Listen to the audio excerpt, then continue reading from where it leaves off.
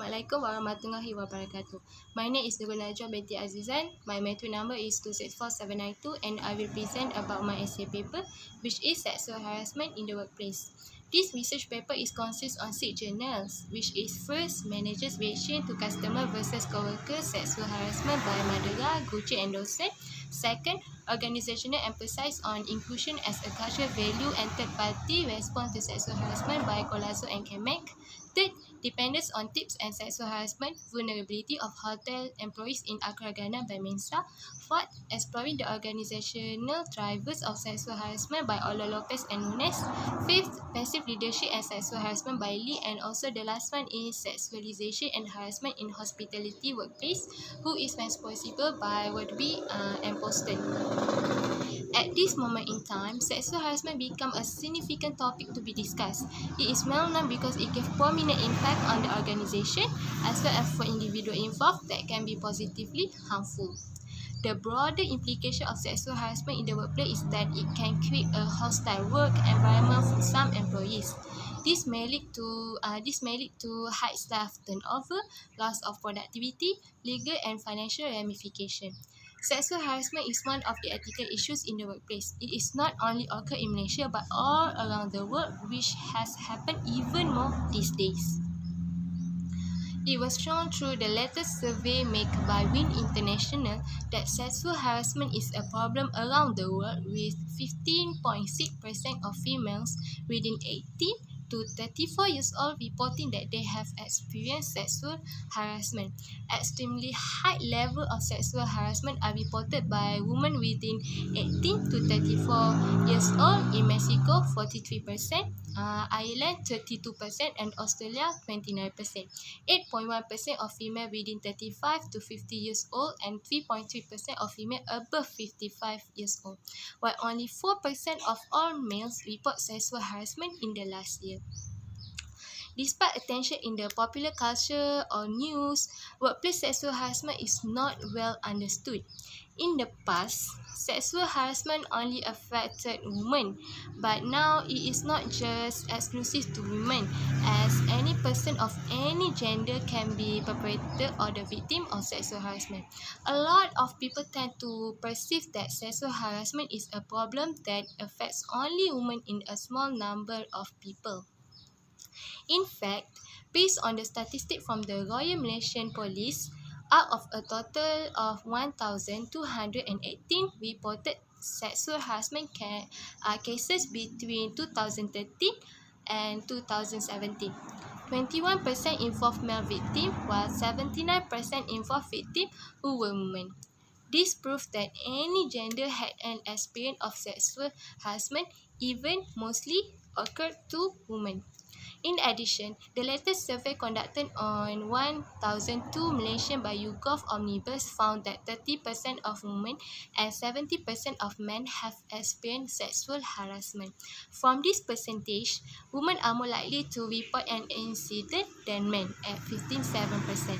According to the research, the most experienced form of sexual harassment is sexual assault, 59%, followed by verbal comments of a sexual nature, 48%, flashing, 29%, and unwanted sexualized videography or photography, 20%. In short, whether women or men are the target, sexual harassment has negative consequences for physical and also mental health, as well as career trajectories. In conformity with all the 6 journals I have been studying, I agree with the researchers' perspective in the literature review regarding the sexual harassment. All of them specify that sexual harassment is one of the ethical issues in the workplace, and I certainly avow that most of the people will view sexual harassment in that way. In my outlook, sexual harassment will definitely bring harm to people that involved directly or indirectly, as well as to organization that they work with. It can be happening to everyone or everywhere as long as there are people who act unethical behavior. According to the journals, the researchers had stated their view regarding the definition of sexual harassment. Even though there are different perspectives about sexual harassment, but it still has the same meaning that they want to convey. In my perspective, sexual harassment came from all the unwelcome sexual behavior that is offensive, humiliating, or intimidating that can affect people in different ways. Most importantly, it is against the law. Sexual harassment can be written, verbal or physical that can happen in person or online. Aside from that, the researcher did emphasize that the victim of sexual harassment can be for both genders but mostly happen to the woman. I agree with their opinion because it can be proved anywhere, either you read in newspapers, article, television, or even in media social as well. Yeah, or even in media social as well stated that most of women experience sexual harassment, but it all happen precisely because they more often than men lack of power, lack self-confidence, are in more vulnerable and insecure position, or have been socialized to suffer in silence. The problem of sexual harassment relate to the role which are attributed to women and men in economic and social life, which successively directly or indirectly affects women's position in the labor market. As stated in the two of journal that I have read, women tend to experience sexual harassment when they work in a male-dominated organization, but it is not the case for men in the female-dominated work setting. I agree with this statement that women tend to get harassed because usually organizations in male-dominated are slow to react to charge of sexual harassment. In addition, the greater difference position in the organization make women tend to get harassed because women usually get a lower position in the organization where majority men in the workplace. Gender stereotypes also play a major role in this problem, which is men tend to perceive that woman is weak. Thus, men always bothering men. Thus, men always bothering women. On the other hand, women tend to be kind and always keep a distance from men in their workplace, especially in female-dominated work setting. Women also tend to be friends among their gender, and mostly women will not approach men if they are not specific reason. Women also get a lot of other things and tasks to do other than to harass their colleagues. Furthermore, the researchers also highlight about the fact that the victim of sexual harassment usually depend on the profession of a person. In my point of view, sexual harassment did depend on the position of the victim in an organization. As far as I know, men tend to respect a woman who is in the higher level position compared to them. They will not do this kind of bad behavior, especially sexually harassing their superior. Usually, they tend to harass people who are below their level in their organization. I also agree with the finding by Ola Lopez and Nunes that the risk of sexual harassment increase when organizations are hierarchical and therefore the relative position of female is weaker. As we all know, men usually dominate in the top level management hierarchy, and the chances that women can be in the top level management is very thin, as men's leadership skills are more important and more powerful than women's skills. In addition, people have always viewed women as less competent than men and lacking in leadership potential. Thus, women encounter greater challenge and always skepticism of their idea and abilities at work, partly because of this perception. As a result, men dominated all the top position in an organization. Therefore, it is easier for them to harass women as they had more power than women in their organization.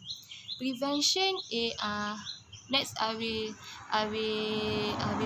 Next I will talk about the prevention of the sexual harassment. Prevention is one of the most effective weapons against sexual harassment.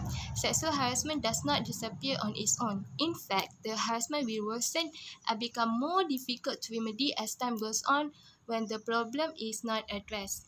Therefore, we need to prevent the occurrence of sexual harassment, which both employers and also employees should play an important role to prevent it.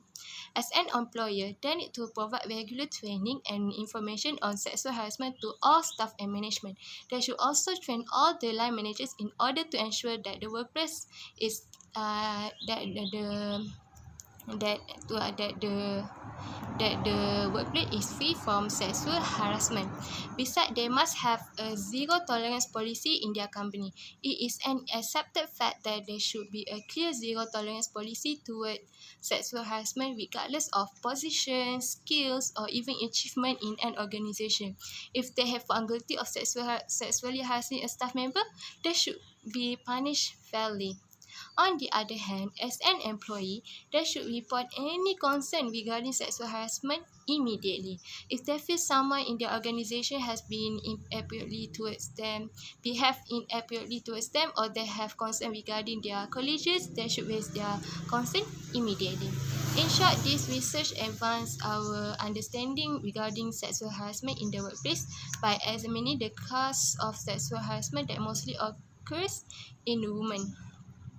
Sexual harassment is a major problem in the workplace. Therefore, removing sexual harassment from workplace would prevent harm to victims and also maintain the reputation of an organization. So that's all from me. Thank you.